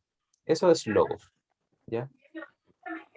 Pero en español obviamente la tenemos que escribir así. Entonces cuando yo hablo de transliterado, no lo estoy obligando a que la escriban como la palabra original, ya no lo estoy pidiendo que lo hagan con las letras en griego, sino que lo hagan como aquí dice, transliteración, se escribe logos, ¿ya? La ortografía, no le estoy pidiendo ni la ortografía fonética, porque ni siquiera sabemos realmente cómo se pronuncia, ¿ya? Entonces, si se dan cuenta, verbo significa logos, que quiere decir palabra, palabras, verbo, una palabra, como la encarnación de una idea, una declaración, un discurso, ¿ya? Entonces, ese es el significado que debiesen ustedes descubrir también en el PDF que le envié del diccionario en Strong, ¿ya? Y eso ustedes lo pueden buscar tanto en el diccionario Strong como en el diccionario Vine. Vine no tiene todas las palabras, ¿ya? Es un poco más limitado, pero sí tiene un desarrollo más profundo también del significado de aquella palabra. Entonces, una por otra. Pero les puede servir esta página en caso de que no encontremos un PDF los números Strong, les puede servir este tipo de páginas para encontrar la palabra y poder identificarla. Diga. Pues, por ejemplo, ya, lo que usted dijo que era en el Strong, ¿qué es lo que teníamos que poner nosotros? Porque, por ejemplo, acá dice, no, 4810, supone que es el tema de Marco 11. Dice, Sucón, apar, palabra, primera, higo, slash, higo. Ustedes pongan eso nomás. Solo eso. Miren, aquí lo que estamos tratando nosotros de este ejercicio, simplemente ¿cómo se llama? De encontrar las palabras en Strong, es que hay hermanos, por ejemplo, con la hermana Cecilia, la hermana María Teresa, que no están familiarizados con el diccionario. Es simplemente para que aprendan a utilizar el diccionario, ¿ya? Ya. Y que sepan también que cada una de estas palabritas, de repente más de una palabra, está asociado a una sola palabra en griego o en hebreo, ¿ya? Y esa palabra ustedes la tienen que buscar y se van a dar cuenta que de repente tiene como distintas interpretaciones o tiene distintos significados, mejor dicho. Acá yo no estoy buscando que a lo mejor busquen la quinta pata del gato higuera o la palabra tener, ¿ya? Ahí no está la mayor relevancia, sino que para mí la relevancia está en que aprendan a encontrar aquellas palabras simplemente, ¿ya? De aquí no le estoy dando un trabajo como tan profundo. Es un trabajo simplemente que aprendan a ocupar la herramienta, ¿ya? Es súper simple. Entonces, no sé si la hermana Cecilia o la hermana María Teresa siguen con alguna duda o ustedes pueden meterse de repente, ¿tienen algún computador en el cual puedan meterse o van a necesitar quizá algún libro digital, algún PDF como para poder encontrar? Yo, María Teresa, no tengo computador, solamente tengo el puro teléfono, pero están Ya, con yo le voy a, los libros que usted mandó. ya, yo le voy a tratar de ayudar entonces en eso. Le voy a tratar de mandar solamente, o sea, como sé que no hay PDFs de la Biblia, o sea, los libros, claro, que yo le mandé con los números Strong, le voy a mandar Marco 11 con los numeritos puestos en el capítulo completo para que usted vaya y pueda identificar también o pueda hacer esa búsqueda, ¿ya? Yo se lo voy a mandar. Se lo voy a mandar también a la hermana Cecilia, o a todos mejor, si es que lo quieren. Pero yo lo voy a... Gracias. ¿Ya? Porque así mismo lo podrían hacer ustedes es solamente para que se familiaricen. Porque si ustedes tuvieran una Biblia física, ¿ya? Ustedes podrían abrir la Biblia y le sale todo el escrito, obviamente, como nosotros lo leemos, y abajito le aparecería un número, ¿ya? Y usted diría, a ver, ya este número está asociado al el 3055 a la palabra tener, pónganse ustedes, estoy dando un número al aire nomás, y me iría ahora al PDF y buscaría la palabra 3055, ¿qué significa? Ya, higuera es lo mismo, higuera o planta, no sé, común de Israel, lo que pueda salir, y ahí ustedes podrían hacer como ese tipo de análisis. Mm. De- Hermano, dígame. la hermana Cecilia, mire, lo que pasa es que yo me he confundido más todavía porque yo compré el diccionario, como se lo mostraba el otro día, compré el diccionario Strong. Inclusive Carlito me mandó unos videos donde el apoyo de aprender a usarlos, también hay una persona ahí. Pero lo que pasa es que yo he buscado, por ejemplo, ciertas palabras, ya así como por pinta mía, por decir, y lo que pasa es que los significados que encuentro es como que no andan ni en los tacos con la palabra que yo busco. Entonces ahí ya me da la rabia y tiro el diccionario por allá lejos. Sí, pues es Porque que, sabe que no, me ha costado un mundo enchufarme, pero de verdad se lo digo delante de los hermanos y delante suyo. Es pero la cosa más difícil que he hecho en mi vida, tratar de entender este diccionario. no, mire, el diccionario se divide en dos, ¿ya? Eh, es que el diccionario tiene que estar conectado con lo que yo le estoy diciendo. Usted tiene que tener una Biblia que Ya, tenga números strong, ¿ya? Si no, no lo va a poder encontrar, ¿ya? Y de hecho, ya, cuando usted quiera buscar una palabra, no es como el diccionario en español. El diccionario en español de repente da varios significados, ¿ya? A esa palabra para poder entenderla. Eh, de repente las palabras que se usan en el strong están como contextualizadas, obviamente sí, a un contexto en específico, por eso que de repente no tienen que ver mucho con lo que usted esté buscando. Ahora, es eso difícil me buscarlo, pasa. ahora, de hecho, es difícil buscarlo sin un diccionario en Strong, porque usted, de hecho, la inicial o el inicio de cada una de estas palabras, recuerde, la primera mitad, por así decirlo, la primera mitad está en palabras en hebreo y la segunda mitad está con palabras en griego. ¿Ya? Usted va a Sí, empezar desde el 1 hasta, no sé, hasta el 7000 y después de nuevo empieza hasta el 1 hasta el 7000 con palabras en griego. Entonces, cuando ustedes busquen estas palabras, tienen que saber ubicarse bien dónde están viendo lo escrito, ya si lo escrito lo están viendo en el Antiguo Testamento o en el Nuevo, y el número tiene que estar asociado a uno de estos dos lugares del libro, ¿ya? ya, Pero sin ya, una Biblia con Strong se le hace difícil a cualquiera, o sea, no se ya. entiende, ¿ya? Por eso entonces, Es como querer buscar los versículos sin una Biblia que tenga versículos, o sea, es muy difícil. claro, claro, ya, gracias. Ya, entonces yo les voy a mandar eso, no sé si hoy día, pero en la semana se los voy a enviar. Espero que mañana, si tengo tiempo, les voy a enviar el Mark 11 con los números strong de cada una de esas palabras. Entonces tienen que buscar la palabra higuera y la palabra tener del versículo 22 y tienen que, obviamente, ponerle qué número tiene, ¿ya? Y la palabra transliterada al español, ¿ya? Transliterada al español y obviamente los significados que aparecen también en el diccionario Strong. Eso es lo primero que hay que hacer en el estudio de palabras. Lo segundo es encontrar las palabras que sean paralelas, ¿ya? O que use el autor con frecuencia. Estas se pueden encontrar en el contexto inmediato, en el mismo libro, el mismo autor, diferentes libros, otros autores. Esto es como la concordancia, ¿ya? De la palabra tener, yo no me calentaría la cabeza porque no es una palabra tan importante en el caso de esta tarea, ¿ya? Pero sí me enfocaría más en la palabra higuera, ¿ya? Claro, buscaría en el contexto inmediato, si se habla más de higuera, ¿ya?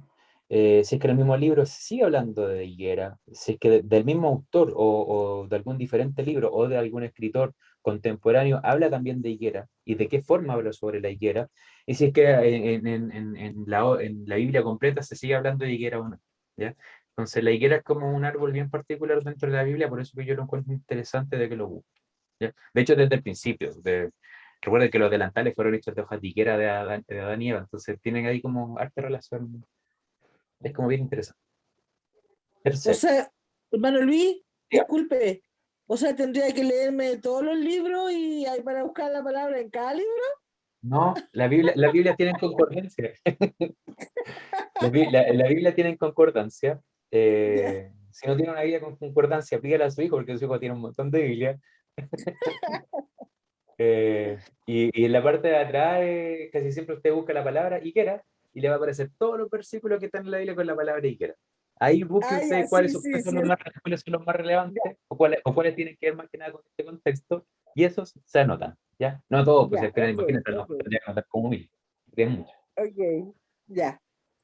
Tercero, determina los posibles significados de estos términos y decide lo que significan en este contexto. Aquí tampoco se tienen que dar tanta vuelta, ¿ya? Esa, de hecho, es simple.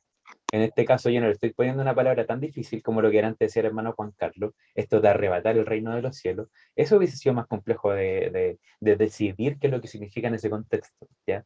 Porque de hecho, hasta las versiones de Biblia de repente apuntan para distintos lugares. Aquí yo le estoy diciendo una palabra muy específica, que es higuera. No es tan difícil determinar qué es lo que es una higuera o qué quiere decir con una higuera acá. Determinar obviamente que es algo literal, que o es algo metafórico, etc. Y de la palabra tener también, o sea, es súper específico.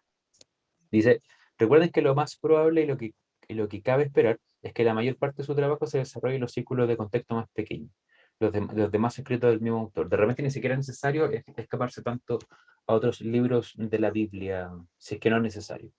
Y yo aquí, que fue lo que la semana pasada no puse nada, fue la aplicación. Pero ¿por qué no puse nada y puse continuará? Porque fue precisamente lo que hablamos hoy día, ¿ya?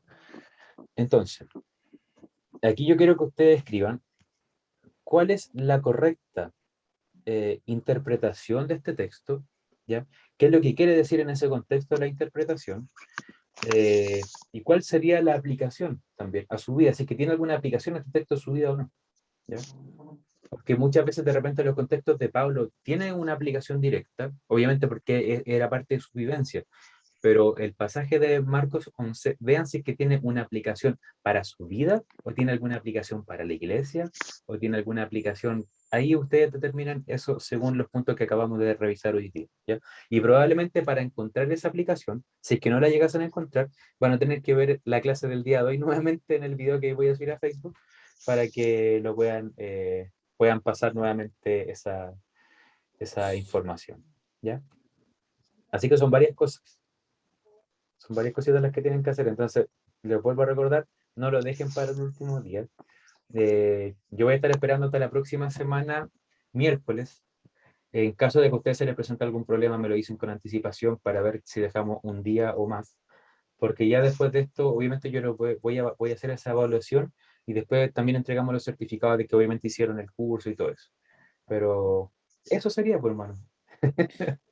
Eso es todo Pastor, lo que pasamos hasta acá. Dígame. ¿usted va a mandar esta clase en PDF? Y pues, te voy a mandar en PDF lo que pasamos hoy día y voy a subir ¿Mm? también el video a Facebook para que lo puedan ver los hermanos que tienen Facebook, obviamente. Y también voy a mandar este PDF de examen para que también lo tengan y lo puedan leer nuevamente. Sí. Ya, Ya, y ya, a gracias, partir de pastor. mañana podemos empezar a trabajar ahí en el examen, obviamente. ¿Cómo no lo escuché mucho? A partir de mañana podemos empezar a trabajar en el examen. Sí, pues cuando ustedes quieran. Si quieren hoy día mismo, mañana, pasado, pero ahí más que nada yo les digo como de repente hay algunas cosas que toman tiempo, que lo vayan haciendo como por día. Porque si lo dejan todo por el mismo día no van a alcanzar a hacerlo, se les va a complicar un poco. Ya. Entonces, ese es como mi consejo. Así que eso, hermano, yo voy a subir el videito ahora, lo que pasa es que se tiene que descargar, después subirlo, entonces por eso que siempre se sube tarde a Facebook. Les voy a mandar ahora el PDF, les voy a mandar también el PDF de la tarea o examen final. Y eso, pues, estaríamos con el estudio de hermenéutica. Espero que haya sido de bendición para ustedes, porque ustedes sí fueron de bendición para mí. Y que nada, pues, que sigan aprendiendo la palabra del Señor, que al final eso es lo que pretendemos, al final ese es el objetivo de estos cursos. Sí. Hermano Luis, una pregunta. ¿Usted no va a seguir con ningún curso en la próxima etapa de los estudios? No, la próxima etapa ya después se lo incluye Josué. Josué va a terminar o sea, va a dar un curso también. Lo que pasa es que nosotros Ya. estamos, entre comillas, como de experimento dentro de la escuela y de viaje. Entonces, y Ah, aparte que ya, lo que pasa es que estos cursos nosotros los damos de manera interna a la iglesia, ¿ya? ya. Entonces, lo damos a los hermanos de nuestra iglesia, José también imparte algunos cursos, el hermano Matías también, son como varios jóvenes los que imparten algunos cursos, y esto es como que ahora los sacamos a hermanos que no son de nuestra congregación para que también los puedan aprender. Entonces, ya. de hecho, el próximo año ahí estamos viendo el calendario también de qué clases van a ser, cuáles van a ser los profesores, y se van a incluir profesores bien capos, probablemente, si el señor así lo permite. Entonces, el otro año se viene más potente. Y probablemente yo no esté, porque yo no soy tan maestro como son los otros que se vienen más adelante. Así que va a ser de bendición para todos nosotros. Ya, ya. Gracias, hermano Luis. Gracias por su tiempo, gracias por ahí enseñarnos también, pues, que sea, también ha sido de bendición para mí también usted, su enseñanza. Ya, pues, muchas gracias. Diga, hermano Juan Carlos. Doctor, él quería preguntarle, igual no tiene mucho que ver con el curso, pero primero decir que sí ha sido de bendición. Aprendió harto y ha ayudado también para uno buscar más, pues, y eso mismo también, no de repente no sacar cualquier cosa y ser más prudente también al tema de estudiar. Y lo que le quería preguntar, eso de qué se va a tratar el manipulación de medio El el sábado, seminario. ¿sí? Ah, sí, bueno, ahí los que quieran. Yo no sé si se va a transmitir al final por Facebook. Ahí estamos gestionando eso porque parece que el hermano que hace toda esa conexión, no sé si va a estar porque estudia y trabaja. Entonces, ahí vamos a ver. Sí, el sábado vamos a hablar de manipulación mediática, que van a haber obviamente como tres temas. Una introducción de qué es lo que es la manipulación mediática. Después vamos a ir a la parte bíblica del tema sobre la manipulación mediática y vamos a finalizar también con una guía práctica, obviamente tomada desde la Biblia, pero llevándolo a la práctica diaria de qué debemos hacer nosotros como cristianos sobre la manipulación que podemos ver día a día.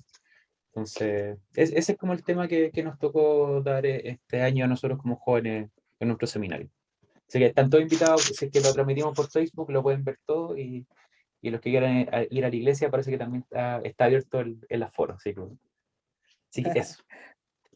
Ya, Muchas gracias. Así que eso. gracias. Ya, pues, hermano. Yo, Dígame, hermana Teresa. no, Natalie, quería preguntar, ¿el examen nos va a enviar un pasaje bíblico a cada uno o es uno para todos? Uno para todos, el mismo que ustedes vieron ahí. Ah, ya, ok, Sí, ya. exactamente. Solo- Todos tienen el mismo también, pasaje. ah, ya. Sí. Bueno, el espacio que nos queda, porque no sé si más adelante nos vamos a volver a topar, así que también darle gracias por la clase. La verdad que a mí me gustó mucho porque fue una clase bien práctica. O sea, los ejercicios a mí me ayudaron mucho, aunque andaba de repente corriendo haciendo las tareas, pero de verdad fue productivo, fue provechoso. Así que sí, fue de bendición también para mí. Y sé que para usted también y su familia, el Señor le va a bendecir. Así Muchas que gracias, eso. hermana. Ya, pues, muchas gracias. Sí, o sea, igual al principio partimos varios, pero siempre pasa lo mismo. Siempre terminamos menos. Pero eso suele pasar en todos los cursos. Así que, bueno, gracias a Dios que. Bueno, ahí hay otra hermana también que está por ahí.